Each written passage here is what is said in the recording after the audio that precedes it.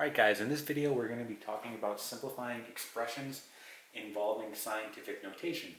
Now off to the right here we have our rule for scientific notation, and it says m times 10 to the nth power. Okay, so that's the format that we want to be in.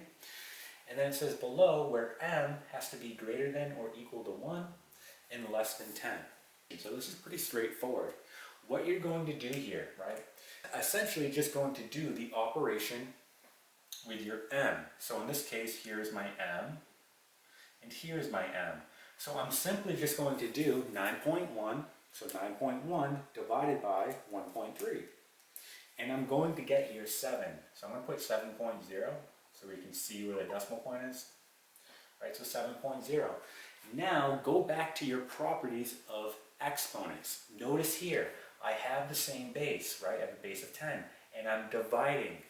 Right? So this goes back to the quotient property. So when we have the same base, right, and we're dividing, we subtract the exponents. So essentially what you have here is negative 3 minus 8. So you have negative 3 minus 8. And we know that that's going to give us negative 11. So essentially this becomes times 10 to the negative 11th power, right? And this problem is now complete. So if we look at our m value, which is right here, okay, it satisfies the following, right? Because this is greater than or equal to 1 and less than 10. So we don't have to do anything in this particular problem. So this is now complete. All right, so let's try another example. Okay guys, so here is our next example. And notice in this particular example, instead of dividing, we are now multiplying, right?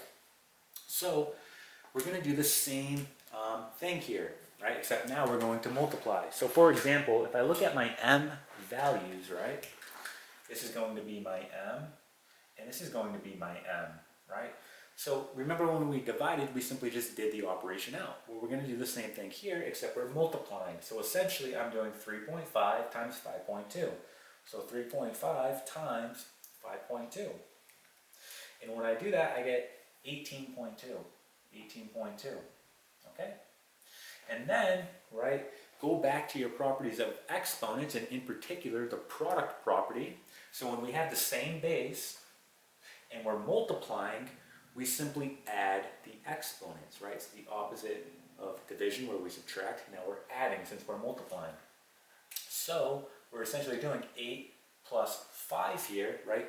And we know that that's going to give us 13. So we have times 10 to the 13th power. Now, we are not done yet, because look at our rule here. Our m value, which is right here, right, this whole thing is our m, that has to be greater than or equal to 1 and less than 10. So right now, this is greater than 10, right? So we need to fix that. Now, in order to do that, we need to take our decimal point and we need to move it to the left, right, one place. So now this is going to be 1.82 times 10. Now look what happens to your exponent. Since we moved it to the left, right, we're essentially going to add 1 to our exponent, so this becomes to the 14th power.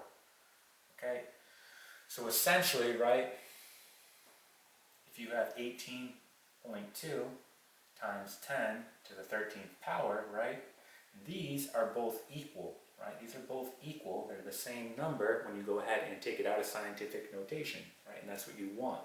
Okay, but notice here that our m value is now greater than or equal to 1 and less than 10. Okay, so this is going to be your final answer right here.